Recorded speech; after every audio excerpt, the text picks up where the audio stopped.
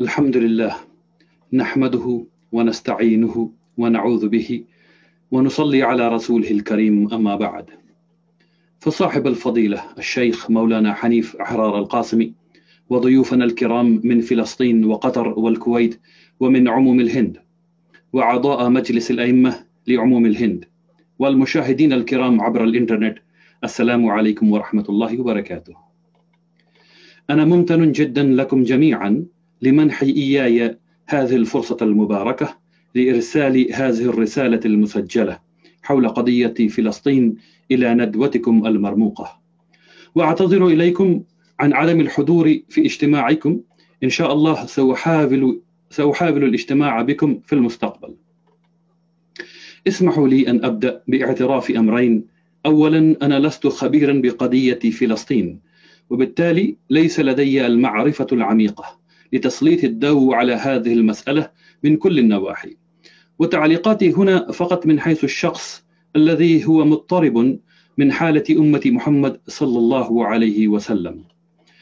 ثانيا، اللغة العربية فإنها لغتي المكتسبة، وأنا متحمس لها وما زلت طالبا لها بحمد الله، ولذلك أرجو المعذرة من أخطائي فيها. اسمحوا لي أن أبدأ بذكر بعض الحقائق من منظور الإسلامي والتاريخي، وهي أن البيت المقدس هو قبلتنا الأولى، وسيبقى على قداسته إلى يوم القيامة إن شاء الله.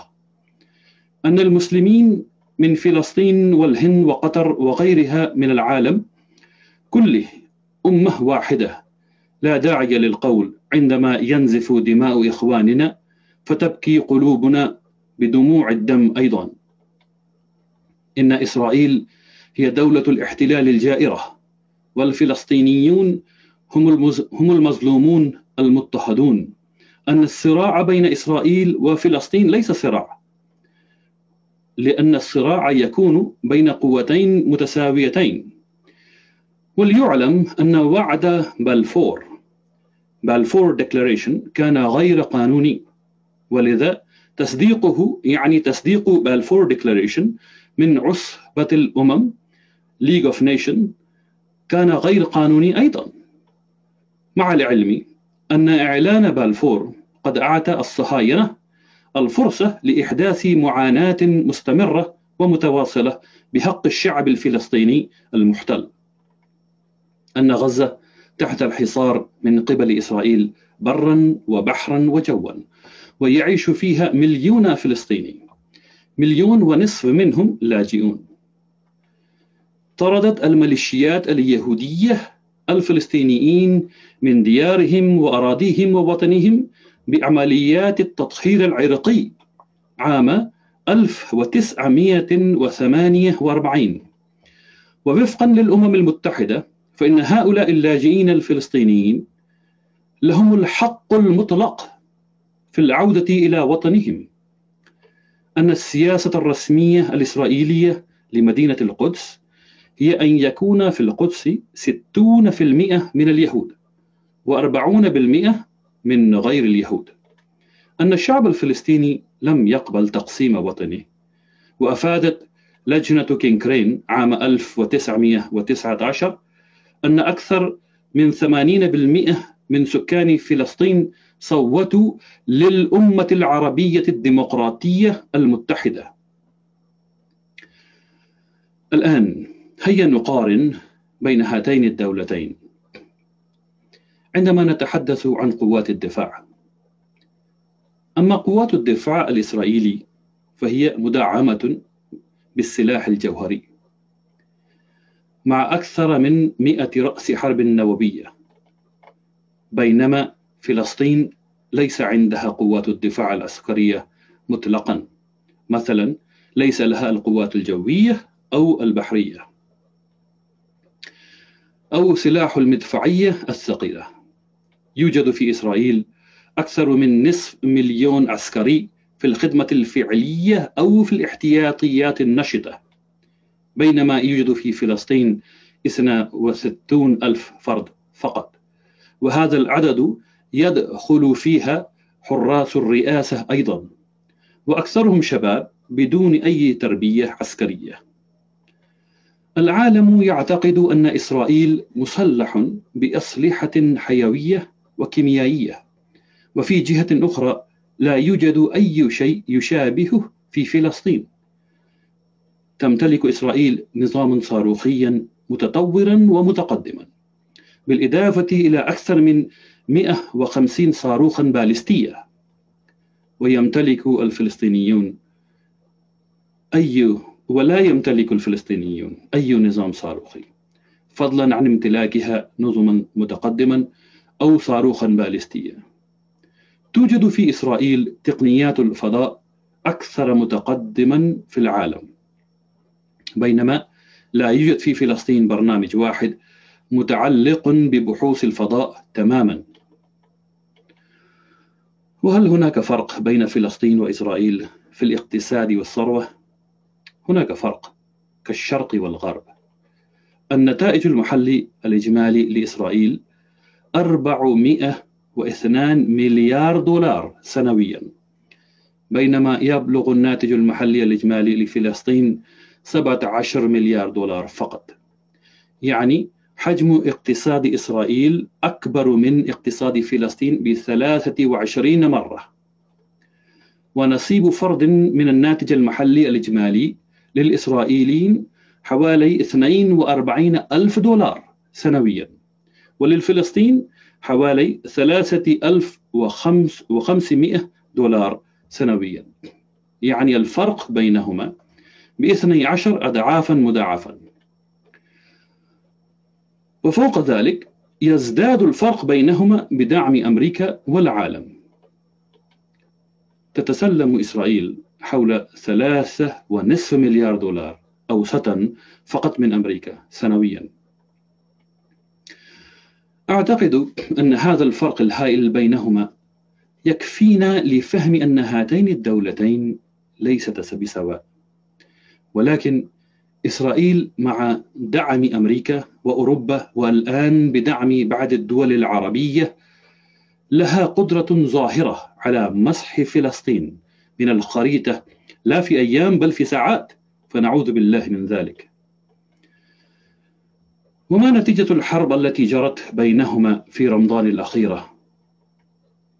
قد قتلت قوات الدفاع الإسرائيلي 256 فلسطينية، 66 منهم كانوا أطفالا، ونفس الوقت قتل 13 إسرائيليا في هجومهم مع طفلين.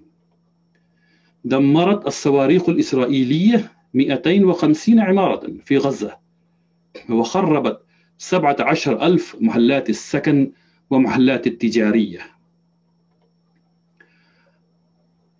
وأسفرت هذه التدميرات عن بقاء 80,000 سكان غزة بدون مأوى. وفي هذه الحالة لا ينبغي أن يكون هناك أحد يشعر أو يعتقد بأن إسرائيل تقتل الناس في دفاعها.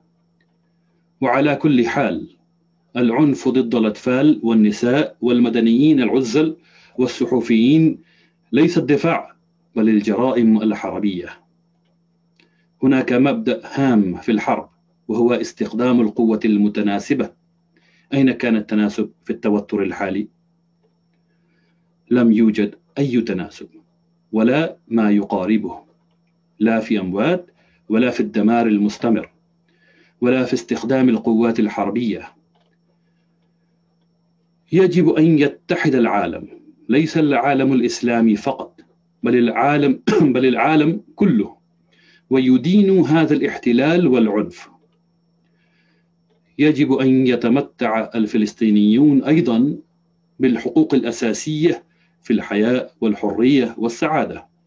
إن الفلسطينيين لهم الحق الفطري في حماية أرضهم وكرامتهم وهويتهم وعائلتهم ومنازلهم، ولا شك في ذلك.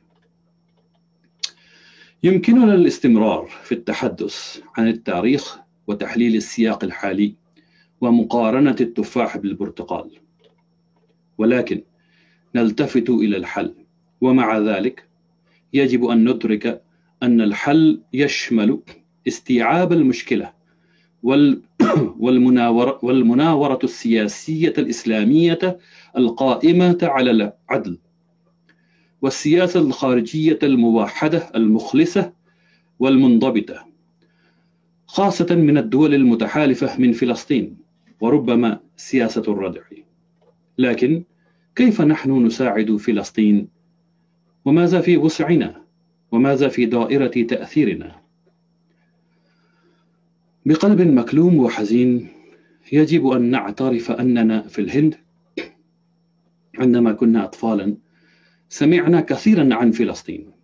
أتذكر جدي الشيخ مولانا منة الله الرحماني رحمه الله، ووالدي الشيخ مولانا محمد ولي الرحماني رحمه الله، كانا يتحدثان عن قضية فلسطين في خطباتهما.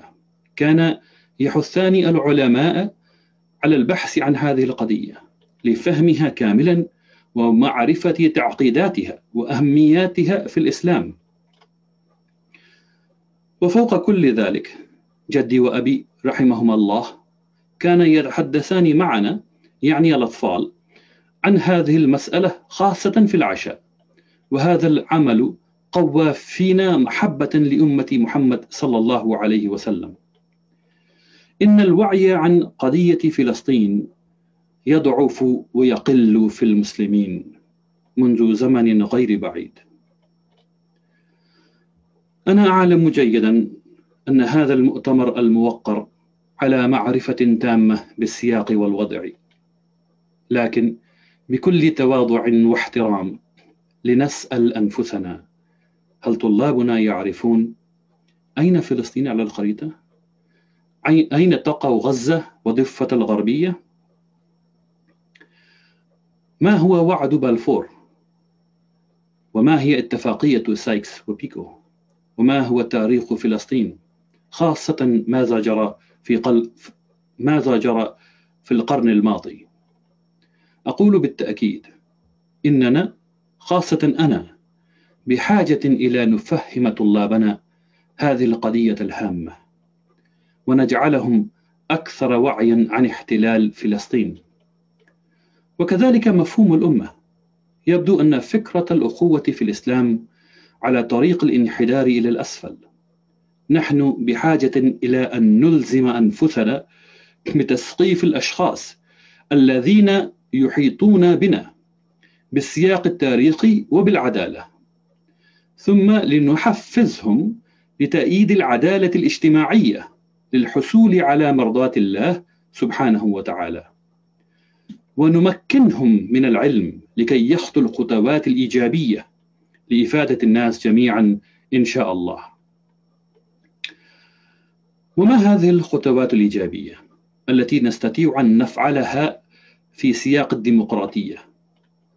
الأول، لنتعرف على ما يحدث في جميع أنحاء العالم، خاصة أينما يغيب العدل ويزداد الظلم.